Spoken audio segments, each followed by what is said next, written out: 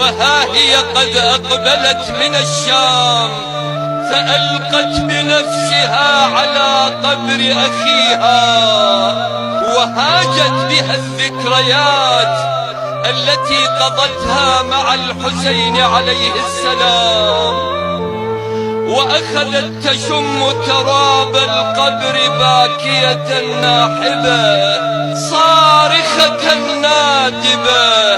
بصوت حزين يطرح القلوب ويهيج الأحزان، ونادت أخي يا حسين، أين المناجي يا حسين؟ أخي يا حسين، نور عيني